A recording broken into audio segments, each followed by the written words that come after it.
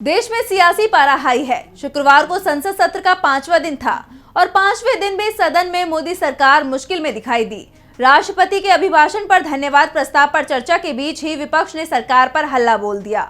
लोकसभा में नेता प्रतिपक्ष राहुल गांधी ने नीट मुद्दे पर सबसे पहले बहस की मांग की, जिसके बाद काफी हंगामा नजर आया और आखिरकार सदन स्थगित कर दिया गया। तो क्या कुछ हुआ सदन की कार्यवाही में, आज देखिए इस रिपोर्ट में।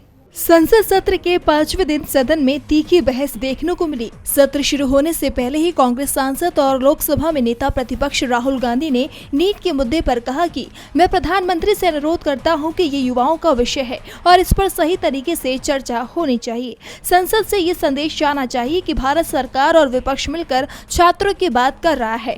सदन में जैसे ही राष्ट्रपति के अभिभाषण पर धन्यवाद प्रस्ताव पर चर्चा शुरू हुई, विपक्ष ने नीट के मुद्दे पर चर्चा की मांग उठाई, लेकिन लोकसभा स्पीकर ने इसकी इजाजत नहीं दी, जिसके बाद संसद में विपक्ष ने नारेबाजी शुरू कर दी और लोकसभा की कार्रवाई को स्थगित करना पड़ा। राज्यसभा में विपक्षी नेता मल्लिकार्जुन खड़गे ने राज्यसभा के नियम 267 के तहत नीट पेपर पर चर्चा की मांग की। कांग्रेस नेता और लोकसभा में नेता प्रतिपक्ष राहुल गांधी ने आरोप लगाया कि उनके माइक को बंद कर दिया गया। इस पर कांग्रेस ने पीएम मोदी पर हमला बोलते हुए कहा कि जहां एक और नरेंद्र मोदी नीट पर कुछ भी नहीं बोल रहे हैं, उस वक्त विपक्ष के नेता राहुल गांधी युवाओं की आवाज सदन में उठा रहे हैं। लेकिन ऐसे गंभीर मुद्दे पर माइक बंद करने जैसी ओछी हरकत करके युवाओं की आवाज को दबाने की साजिश की जा रही है।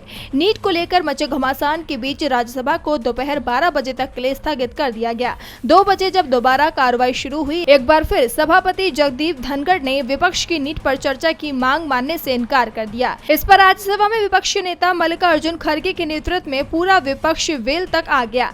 सभापति ने इसकी आलोचना की तो खड़गे ने कहा कि सभापति केवल सत्ता पक्ष की तरफ से देख रहे थे, ऐसे में वे उनका ध्यान आकर्षित करने के लिए वेल तक गए थे। खड़गे ने सभापति पर जानबूझकर उन्हें अपमानित करने के लिए नजरअंदाज करने का आरोप भी लगाया। डीबी लाइव की रिपोर्ट।